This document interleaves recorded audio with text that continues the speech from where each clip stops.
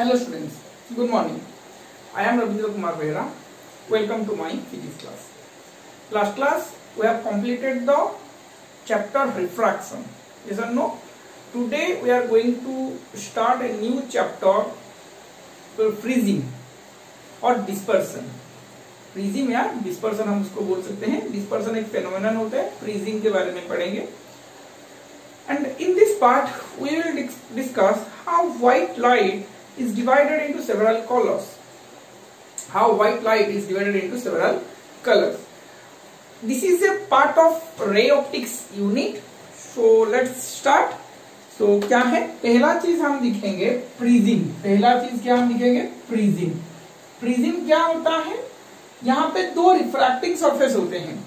एक ट्रायंगल के तरह होता है और दो रिफ्रैक्टिंग सरफेस होते हैं. Two refracting surfaces bounded by a plane surface. एक प्लेन सरफेस के साथ ये दो रिफ्रैक्टिंग सरफेस मेरा बाउंड हुए हैं. दो रिफ्रैक्टिंग सरफेस क्या हुए हैं? बाउंड हुए हैं. इसी को हम फ्रीजिंग बोलते थे. इसको हम क्या बोलते थे? Freezing. Two refracting surfaces are bound together by a plane surface constitute a prism. Constitute a prism. आया समझ में कि नहीं? ना इसमें किसी का दिक्कत है? कोई भी दो रिफ्रैक्टिंग सरफेस, ये एक रिफ्रैक्टिंग सरफेस है, ये एक रिफ्रैक्टिंग सरफेस है, और ये दोनों रिफ्रैक्टिंग सरफेस के साथ, ये दोनों रिफ्रैक्टिंग सरफेस के साथ मेरा क्या हुआ है? एक प्लेन सरफेस इन दोनों को बाउंड किया है, मतलब बाइंड किया है. तो यहां से क्या फॉर्मेशन हुआ? फ्रीजिंग फॉर्मेशन हुआ. क्या फॉर्मेशन हुआ? फ्रीजिंग फॉर्मेशन हुआ. और इसी एंगल को बोलते हैं एंगल ऑफ फ्रीजिंग. क्या बोलते हैं इसको? Angle of freezing. आया समझ में कि नहीं? क्या बोलते हैं इसको? Angle of freezing. कहां पे? दो रिफ्रैक्टिंग सरफेस के बीच में जो एंगल आता है उसको बोलते हैं एंगल ऑफ फ्रीजिंग. आया समझ में? अब क्या आया? यहां से अगर कोई रे आता है, कोई रे ऐसे आता है, सोच जरा, कोई रे ऐसे आता है तो ये रिफ्रैक्टेड होता है. ये क्या होता है? ये इसी सरफेस से ये रिफ्रैक्शन होना स्टार्ट करता है. आया समझ में? मान के चलो कि कोई रिफ्रैक्शन होके ऐसे चलता है, कोई रिफ्रैक्टेड होके ऐसे चलता है. आया समझ में? जब यहां से ये रिफ्रैक्शन होता है, मतलब ये कोई मीडियम था, अब ये ग्लास सरफेस में आया तो यहां से रिफ्रैक्शन हुआ. ग्लास से बाहर की तरफ चलेगा तो यहां से भी रिफ्रैक्शन हुआ. यहां पे भी क्या हुआ? रिफ्रैक्शन हुआ. अब जब ये यहां से रिफ्रैक्शन होता है, अगर मेरा व्हाइट लाइट होता है, अगर क्या मेरा आया है? व्हाइट लाइट मेरा पास कर रहा है, तो व्हाइट लाइट क्या होता है ना, अपने डिफरेंट कलर को, ये क्या होता है?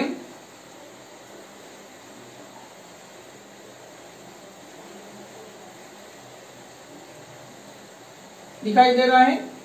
अरे हाँ या ना, ये आर होता है. ये डिफरेंट कलर से क्या होता है? स्प्लिट हो जाता है. डिफरेंट कलर से स्प्लिट हो जाता है. डिफरेंट कलर में जो स्प्लिट हो जाता है, डिफरेंट कलर में जो स्प्लिट हो जाता है, उसी प्रोसेस को हम बोलते हैं डिस्पर्सन. उसी प्रोसेस को हम क्या बोलते हैं? Dispersion. The splitting of white light into its constituent colors. The splitting of white light into its constituent colors is known as dispersion. The splitting of white light into its constituent colors. Constituent color मतलब ये colour के साथ in colour को मिला के ये white light बना है. अगर व्हाइट लाइट मेरा इन कलर के साथ स्प्लिट हो गया, उसी को बोलते हैं, उसी को हमने नाम दिया डिस्पर्सन. उसी को हमने क्या नाम दिया? डिस्पर्सन. क्या प्रोसेस है ना? Splitting of white light, the phenomenon of splitting of white light into its constituent colour is known as what? Dispersion. आया समझ में ना? इसमें कोई दिक्कत? इसमें कोई दिक्कत वाली बात है क्या? आगे बढ़े. चलो, ये था मेरा बेसिक चीज कि अगर मैं व्हाइट लाइट को प्रिज्म के साथ पास करूं तो ये जब एमर्ज होता है, यहाँ पे इसको एमर्ज बोलते हैं, जब ये एमर्ज होता है तो यहाँ पे इसका क्या हो जाता है? बहुत सारे कलर के साथ, मतलब कॉन्स्टिट्यूएंट कलर के साथ ये एमर्ज होता है. इसी प्रोसेस को हम बोलते हैं डिस्पर्सन. उसी प्रोसेस को हम क्या बोलते हैं? डिस्पर्सन बोलते हैं. आया समझ में? चलो आगे बढ़ते हैं. अब हम क्या देखेंगे, प्रिज्म का लॉन्ग क्वेश्चन आता है, बहुत इंपॉर्टेंट लॉन्ग क्वेश्चन आता है, यहीं से शुरू करना पड़ेगा। व्हाट इज प्रिज्म से शुरू करो, फिर Aahista Aahista step by step करके चलो। वाह, चलो स्क्रीन को पॉज करके डेफिनेशन लिख लो, डायग्राम थोड़ा सा बना लो, ये एंगल ऑफ प्रिज्म भी मेंशन कर लो। अब यहाँ से कोई नया चीज पढ़ते हैं। ये था बेसिक चीज प्रिज्म के बारे में। अब आप नया चीज लिखेंगे। अभी क्या आता है प्रिज्म का, क्या होता है प्रिज्म का चीज मैं तुमको दिखाता हूं, पूरा रियल फीलिंग में दे रहा हूं। आया? मान के चलो कि ये मेरा P है, ये मेरा Q पॉइंट, ये मेरा R पॉइंट है। कोई प्रिज्म मेरा PQR है। रेज मान के चलो कि मेरा ऐसे जा रहा है, रेज मेरा ऐसे जा रहा है। अगर रेज मेरा ऐसे जा रहा है तो यहाँ पे नॉर्मल क्या मेरा इस तरह बनेगा, क्या मेरा नॉर्मल यहाँ पे बनेगा, हाँ कि नहीं? नॉर्मल के साथ इंसिडेंट रे जो एंगल कर रहा है, क्या मैं इसको एंगल आई लिखूं, क्या मैं इसको एंगल आई लिखूं? अरे हाँ या ना? ये मान के चलो कि एआर मीडियम है और ये अंदर वाला तो तुमको पता है कि ग्लास मीडियम है। कौन सा मीडियम है? ग्लास। ये एआर है, ये ग्लास है। तो लाइट मेरा क्या हो रहा है? रेयर से डेंसर जा रहा है। लाइट मेरा क्या हो रहा है? रेयर से डेंसर जा रहा है। Light when travels from rare to denser medium it bends towards the normal, it bends towards the normal. तो टुवर्ड्स द नॉर्मल के लिए, ये नॉर्मल है तो यहाँ ऐसे चलेगा। क्या मेरा रे ऐसे चलेगा नॉर्मल? अगर नहीं होता, अगर यहां से रिफ्रैक्शन नहीं होता तो क्या मेरा रेज ऐसे चलता, क्या मेरा रेज ऐसे चलता? अरे हाँ या ना? क्या मेरा रेज ऐसे चलता?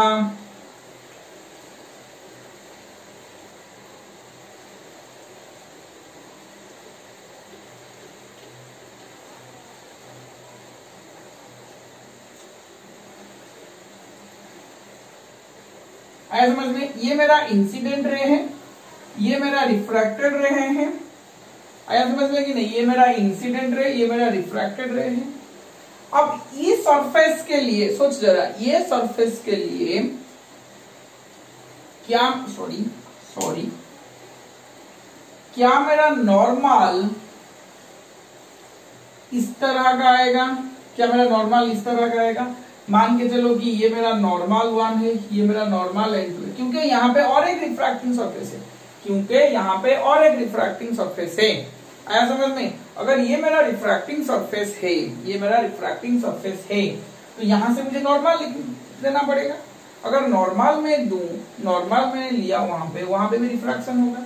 रिफ्रैक्टेड रे कहां चलेगा? अब ये रिफ्रैक्टेड रे ग्लास से एआर को जा रहा है, ग्लास से एआर को जा रहा है। ग्लास से एआर को चलेगा तो क्या होगा? Bends away from the normal, bends away from the normal. तो अवे फ्रॉम द नॉर्मल मतलब ये नॉर्मल है, नॉर्मल से बाहर चला जाएगा। ऐसे चलेगा क्या? क्या मेरा नॉर्मल से ये रे ऐसे चलेगा? क्या मेरा रे नॉर्मल से ऐसे चलेगा? अरे हाँ या ना? Bends away from the normal, तो नॉर्मल से ये अवे तक आने लगा। अगर ये रिफ्रैक्शन नहीं होता तो क्या मेरा रे इसी डायरेक्शन पे जाता, हाँ कि नहीं? तो ये मेरा एंगल है। अगर ये रिफ्रैक्टेड नहीं होता तो क्या ये मेरा एंगल है? ये मेरा क्या है? Net deviation angle. मतलब ये है मेरा इंसिडेंट रे, ये मेरा क्या है? Incident ray, initial incident ray. ये क्या है मेरा? ना एमर्जेंट रे। क्या है मेरा? एमर्जेंट रे।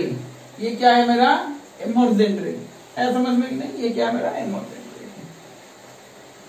ये मेरा क्या है? Refracted ray. ये मेरा क्या है? रिफ्रैक्टेड रे। ऐसा समझ में? चलो अब मैं थोड़ा एंगल का काम करता हूं, एंगल का बातें करता हूं। इंसिडेंट रे नॉर्मल के बीच में एंगल आया आई। ये मेरा रिफ्रैक्टेड रे है, लिखो ये मेरा रिफ्रैक्टेड रे है, ये मेरा नॉर्मल है, तो इसको मैं एंगल ऑफ रिफ्रैक्शन R1 लिख सकता हूं। इसको मैं क्या लिख सकता हूं? एंगल ऑफ रिफ्रैक्शन R1 लिख सकता हूं।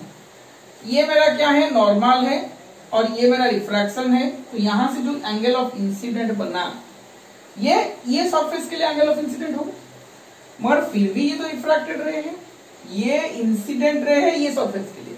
मगर ये इसके लिए क्या है, डिफ्रैक्टेड रे, तो इसको मैं एंगल R2 लिख ले रहा हूँ। क्या लिख ले रहा हूँ मैं, R2 लिख लेता हूँ। आया समझ में कि नहीं, क्या लिख लूँ, R2 लिख लूँ। अब ये मेरा नॉर्मल है, ये मेरा एमर्जेंट रे है, इसको मैं E एंगल ऑफ एमर्जेंस लिख लेता हूँ। क्या लिख लेता हूँ, एंगल ऑफ एमर्जेंस। ये था इनिशियल इंसिडेंट रे, ये था फाइनल एमर्जेंट रे। तो यहाँ पे जो एंगल बना उसको मैं एंगल ऑफ डेविएशन लिख लेता हूँ, और इसी को मैं एंगल ए मतलब एंगल ऑफ प्रिज्म लिख लेता हूँ। क्या लिख लेता हूँ, एंगल ऑफ प्रिज्म। आया समझ में, क्या क्या नोटेशंस आ रहे हैं, समझ में आ रहा है। A is the angle of prism, I is the angle of incidence, R1 is the refracting angle, R2 is the refracting angle, E is the angle of emergence, delta is the angle of deviation. ये angle कितना बनेगा, ये angle कितना बनेगा, सोच जरा, ये angle कितना बनेगा, इंपॉर्टेंट चीज है ये वाला। ये पॉइंट को Z दे दो, ये पॉइंट को K दे दो, ये एंगल कितना बनेगा, ये टू लाइंस आर इंटरसेक्टिंग, तो ये आई बना, तो ये टोटल मेरा आई बनेगा, यहां से यहां तक आई बनना चाहिए। तो ये R1 है, तो ये क्या मेरा I माइनस R1 बनेगा, क्या ये मेरा I माइनस R1 बनेगा, अरे हाँ या ना।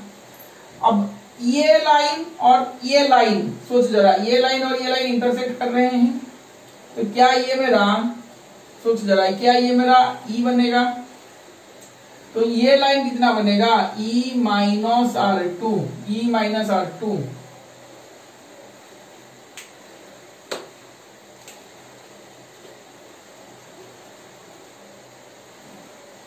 आया समझ में, ये जो एंगल बना है,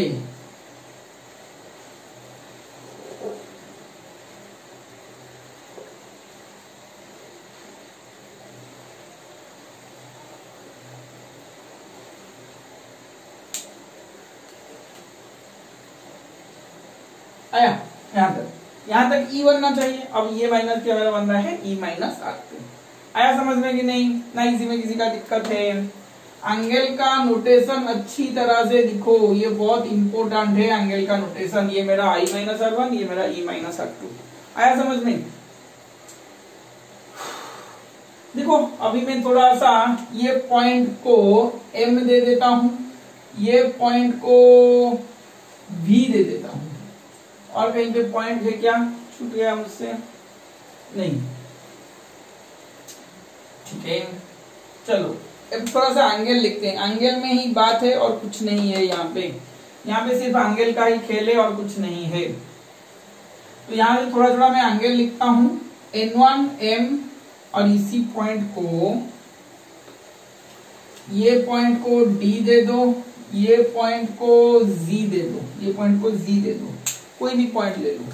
थोड़ा थोड़ा एंगल में लिख रहा हूं, N1 M D, angle N1 M D में एंगल I ले रहा हूं, N2 VZ में, N2 VZ में मैं इसको E दे रहा हूं, N2 VZ में क्या मैं दो, E दे दूं, खत्म। VM, ये पॉइंट को, ओहो बहुत सारे पॉइंट यहाँ पे हैं, बहुत सारे पॉइंट यहाँ पे है, ये पॉइंट को C दे दो, ये पॉइंट को F दे दो, V1MC, V1MC पॉइंट को R1 दे दो, MVF, एंगल MVF अच्छी तरह से दिखो, इसको F दे दो, सॉरी M1VF को R2 दे दो,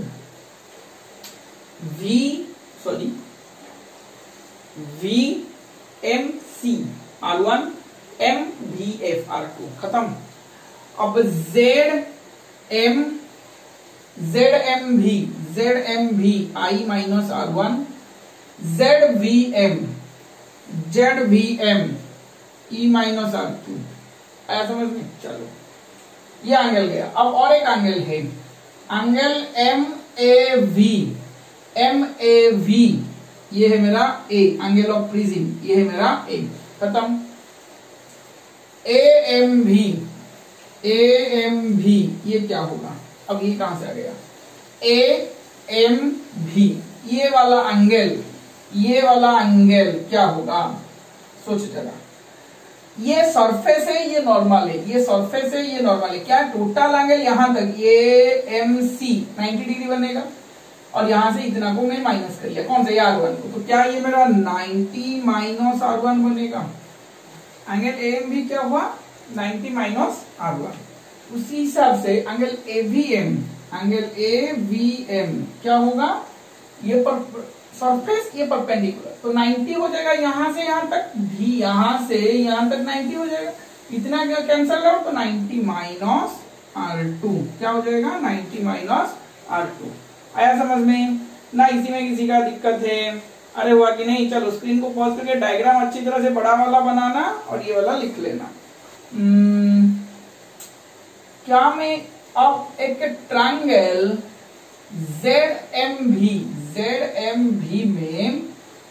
ZMV में ये जो है ये मेरा क्या एक एक्सटीरियर एंगल है और ये I माइनस R1, देखो एंगल से मैं लिख रहा हूं KZV, यहाँ पे डेल्टा लिखा हूं क्या, मैं क्या लिखा हूं, नहीं लिखा हूं। अब यहाँ पे एक और एंगल जोड़ दो KZV, ये मेरा एंगल ऑफ डेविएशन डेल्टा है, ये मेरा एंगल ऑफ डेविएशन डेल्टा है। तो KZV is the exterior angle which is equal to sum of two interior angles।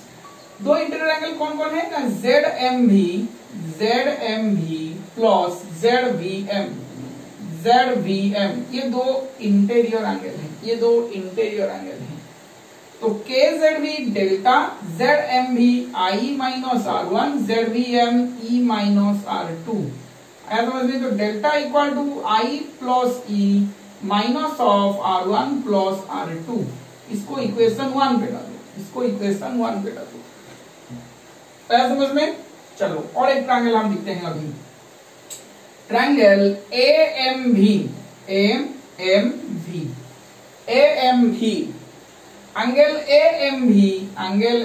AMV plus angle AVM plus angle MAV equal to कितना आया 180 degree.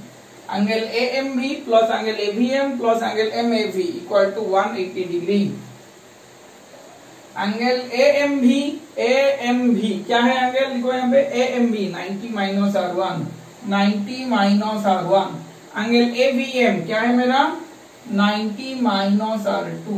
MAV क्या है A angle, तो इसको क्या मैं लिखूं 180 डिग्री। आया समझ में कि नहीं।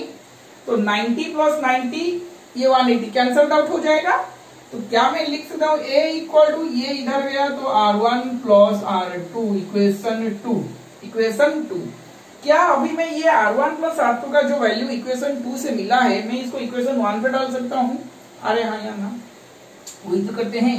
चलो ये यहाँ पे डालो, नाउ इन इक्वेशन 1 पे मेरा क्या है ना, delta equal to I plus E minus of R1 plus R2।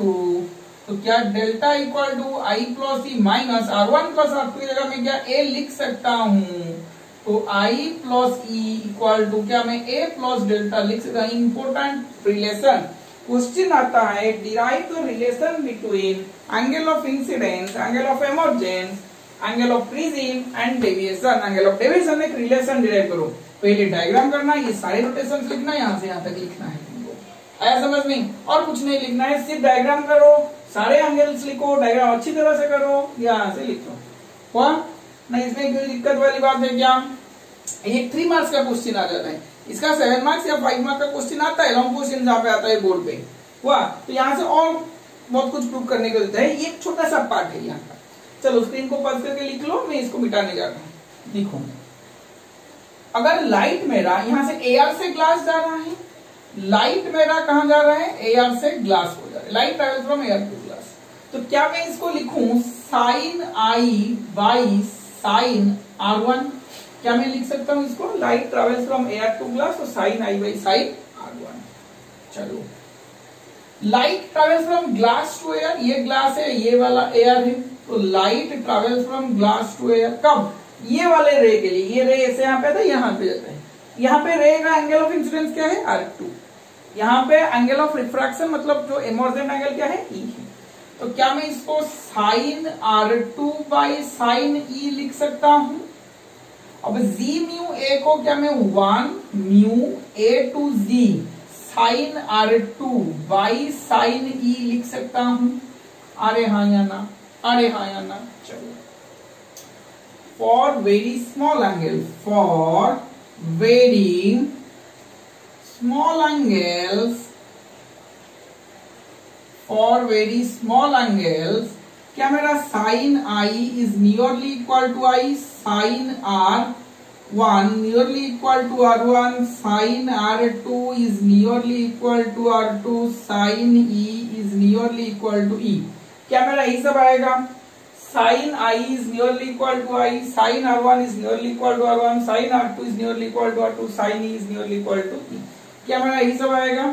तो यहाँ से मैं लिख सकता हूँ, यहाँ पे पुट कर सकता हूँ। और मैं यहाँ पे और एक चीज कंसिडर कर रहा हूँ, ये जो refractive index of glass with respect to air था, इसको मैं म्यू ले रहा हूँ, इसको मैं म्यू ले रहा हूँ, हाँ कि नहीं? अब इसी एक्सप्रेशन को क्या मैं mu is equal to I by R1 लिख सकता हूँ? क्या मैं mu equal to I by R1 लिख सकता हूँ? यहाँ से क्या मैं I equal to mu into R1 लिख सकता हूँ? अरे आया ना, क्या मैं I equal to mu into R1 लिख सकता हूँ? यहाँ से मैं 1 by mu equal to R2 by E लिख सकता हूँ। तो क्या मैं E equal to mu into R2 लिख सकता हूँ? अरे हाँ या ना, मैंने प्रीवियस एक्सप्रेशन में रिलेशंस क्या पाया था कि I plus E equal to A plus delta. क्या मैंने लिया था? I plus E equal to A plus delta.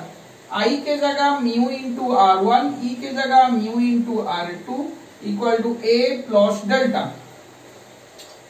Mu equal to R1 plus R2 equal to A plus delta. ये R1 प्लस R2 का वैल्यूज क्या मेरा A है?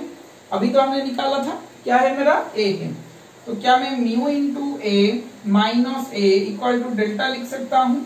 ये A को इधर लगे माइनस कर लिया, R1 प्लस R2 की जगह A लिख लिया। तो क्या ये मेरा delta equal to A common गया, तो क्या मेरा म्यू माइनस 1 होगा? Delta equal to A whole into mu minus 1 होगा। अरे हाँ या ना?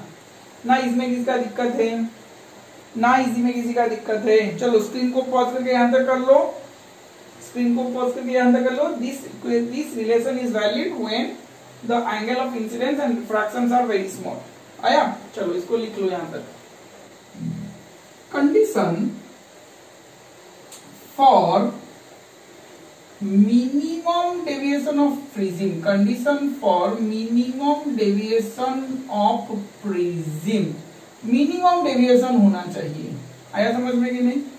minimum deviation कैसे होना चाहिए? देखो इधर पहले हम लिखते हैं, लाइट मेरा एआर से, यहां से मैं दिखूं तो लाइट मेरा एआर से ग्लास के तरफ जा रहा था। ये इंपॉर्टेंट है, क्या क्वेश्चन आएगा? Derive the expression for refractive index of a prism for minimum angle of deviation. Minimum angle of deviation के लिए प्रिज्म का रिफ्रैक्टिव इंडेक्स निकालो। देखो प्रिज्म का रिफ्रैक्टिव इंडेक्स यही है, म्यू ए म्यू जी, मतलब रिफ्रैक्टिव इंडेक्स ऑफ ग्लास। तो साइन आई बाई क्या बनेगा? Sign R1। काम खत्म। चलो इसको इक्वेशन 1 दे दो। यहां से यहां तक जा रहा है तो refractive index of glass with respect to air आया, तो sine E by sorry sine R2 by sine e बनेगा, हाँ कि नहीं? तो यहां से 1 बाई ए म्यू जी में लिख सकता हूं साइन R2 बाई साइन ई। तो यहां से refractive index of glass with respect to air को मैं लिख सकता हूं sign E by sine R2। ये मेरा इक्वेशन 2 बना। अरे हाँ या ना? अरे हाँ या ना?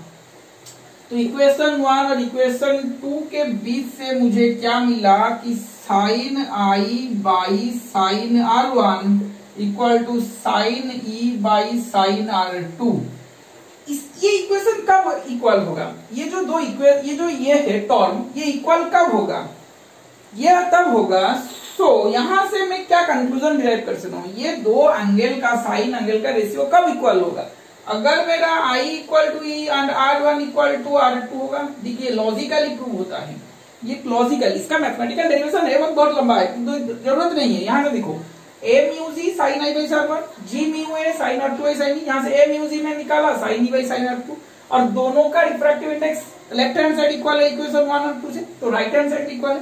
अब ये टर्म कब इक्वल होगा, ये टर्म कब इक्वल होगा, जब मेरा i इक्वल टू ई बनेगा, r1 इक्वल टू r2 बनेगा। और यहाँ यहाँ ना सोच जरा यहाँ से, ये 30 डिग्री 45 45, तो दोनों का वैल्यू सेम आएगा कि नहीं। अगर ये दोनों चेंज हो गए, ये दोनों चेंज हो गए, तो यहाँ पे इक्वलाइज नहीं बनेगा। तब ये कब इक्वल होगा ये टर्म, अगर मेरा i equal to E, r1 equal to r2 होगा। ये मैंने क्यों लिखा, i इक्वल टू ई मैंने इसलिए लिखा कि जिस एंगल पे इंसिडेंट होगा उसी एंगल को मेरा इमर्जेंट रे निकलेगा, उसी एंगल में मेरा इमर्जेंट रे निकलेगा। तो डेविएशन कितना बना, सोच रहे हैं ना, डेविएशन क्या बना, बहुत लो डेविएशन बन रहा है। और यहाँ ना R1 एंड R2, ये जो R1 एंड R2 है ये मेरा इक्वल, मतलब ये जो रिफ्रैक्टिंग एंगल्स हैं ये मेरा इक्वल हो जाएगा, ये मेरा इक्वल होगा। तो क्या बनेगा, ये जो रिफ्रैक्टेड रे है ये बेस ऑफ द प्रिज्म को पैरेलल बन जाएगा। ये मेरा एंगल ऑफ डेविएशन का कंडीशन है। ये कंडीशन आएगा तो एंगल ऑफ डेविएशन बनेगा।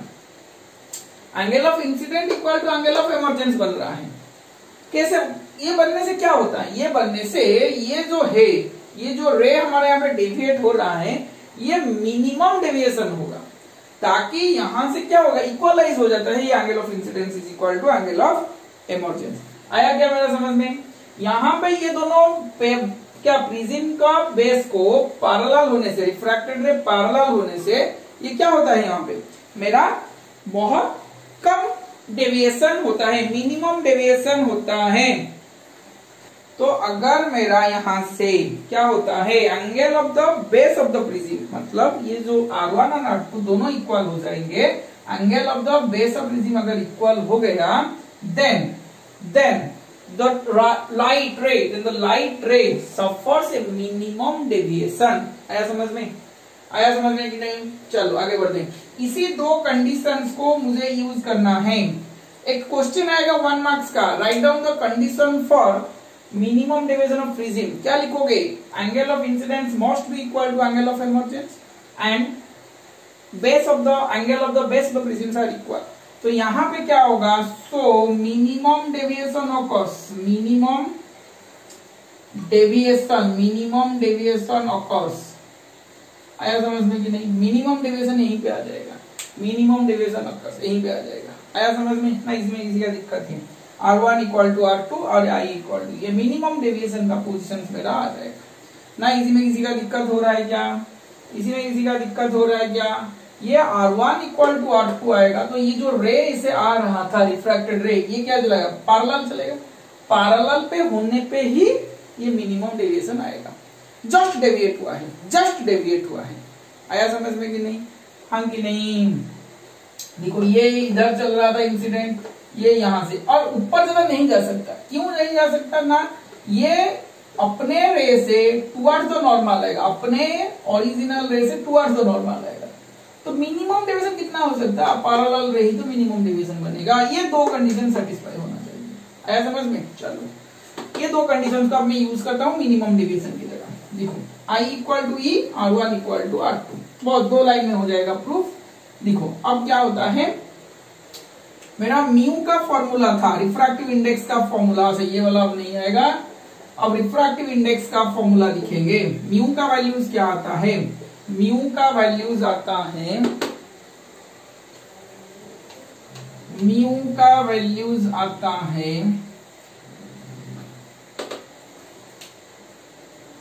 Sign I by sine are.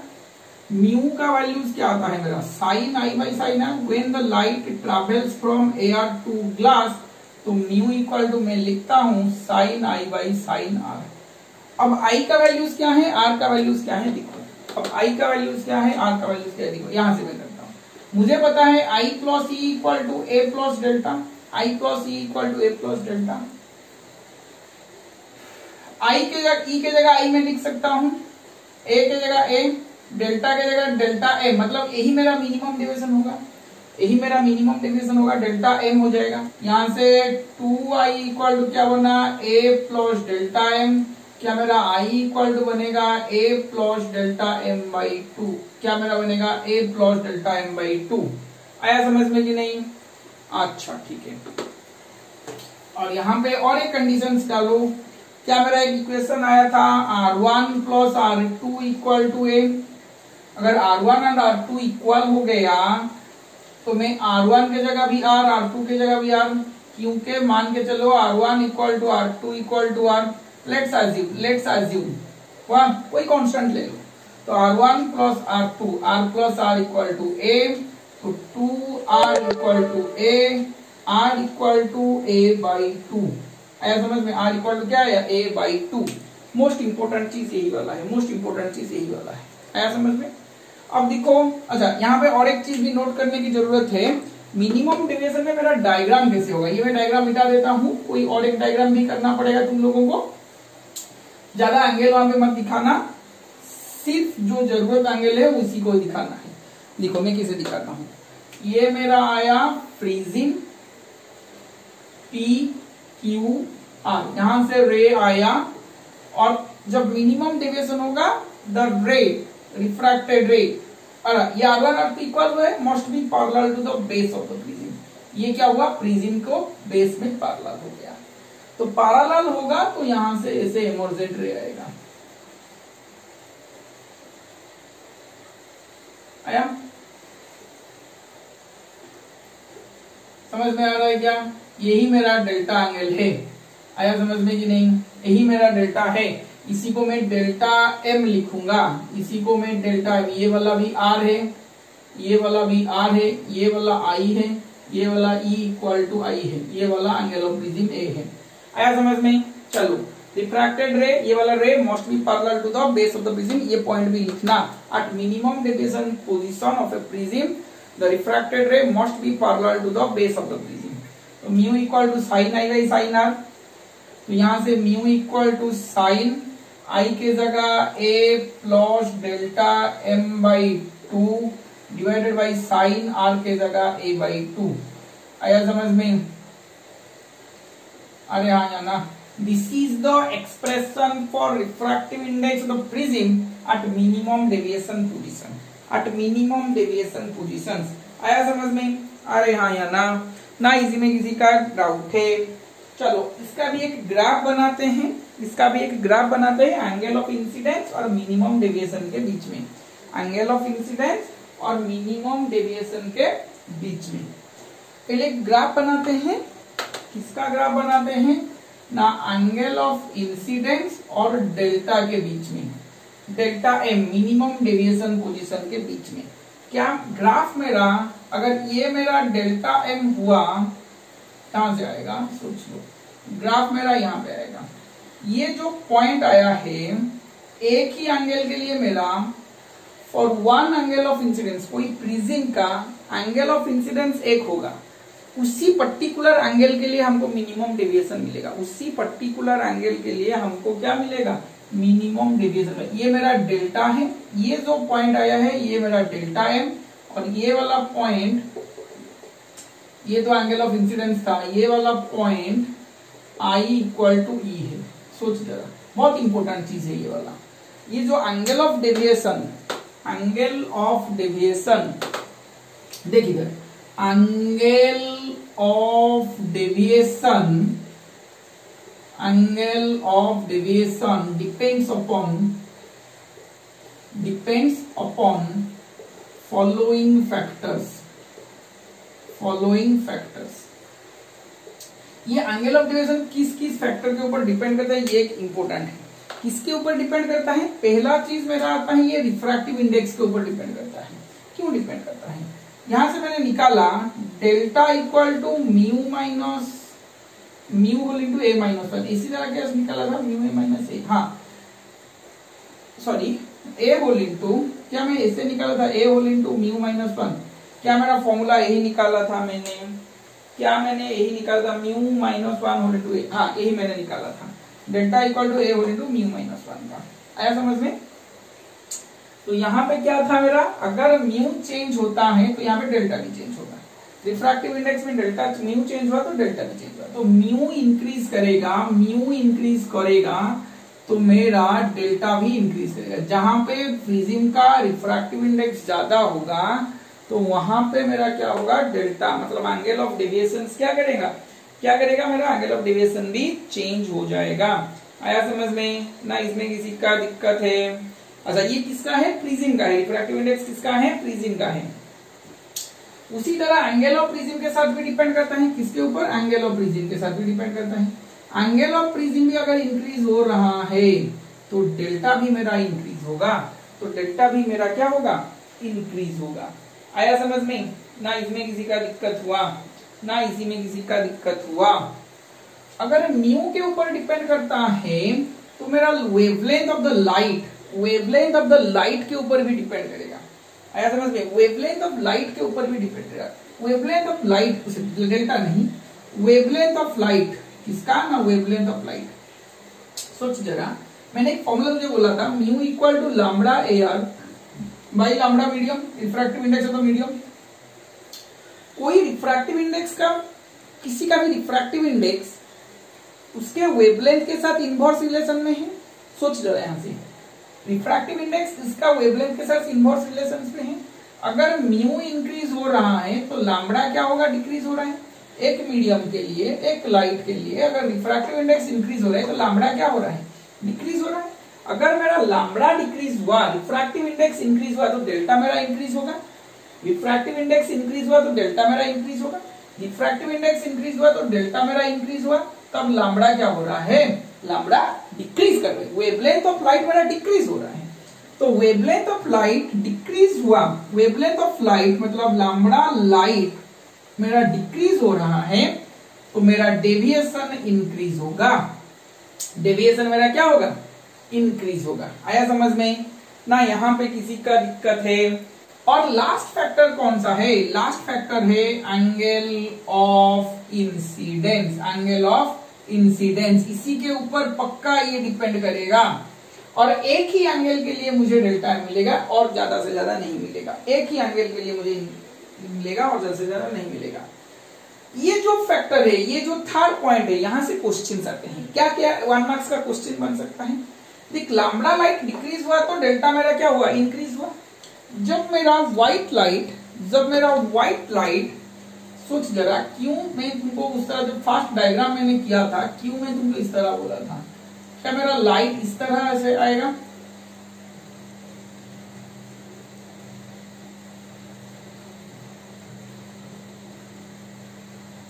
अच्छा अब नेमिंग कर रहा हूं मैं, थोड़ा सा देख इधर, ये V है, ये I है, ये B है, ZYOR इस तरह आएगा। क्यों वायोलेट इधर आएगा, क्यों वायोलेट इधर आएगा, क्यों वायोलेट में ज्यादा डेविएशन हो रहा है, ये क्वेश्चन आता है। Why violet light deviates more if white light passes through prism. क्यों हो रहा है, क्योंकि मेरा जो लैम्बडा वायोलेट आता है ना, लैम्बडा वायोलेट जो आता है ना, that is less than lambda red.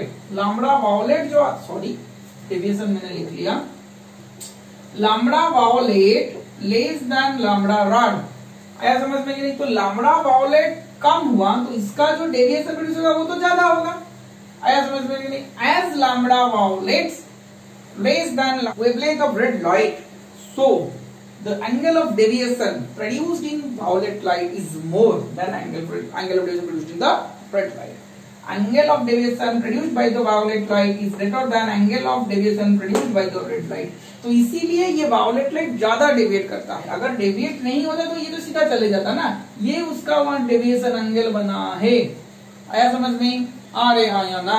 अच्छा, तो यहां से मैं लिख सकता हूं विवगियोर, VIVZYO, अच्छा इसे लिखते हैं, लैम्बडा इंक्रीज होते चलेगा। लैम्बडा का भी इंक्रीज होते चलेगा, ऐसे एक्सप्रेशन से देखो मैं लिखता हूं VIVZYOR।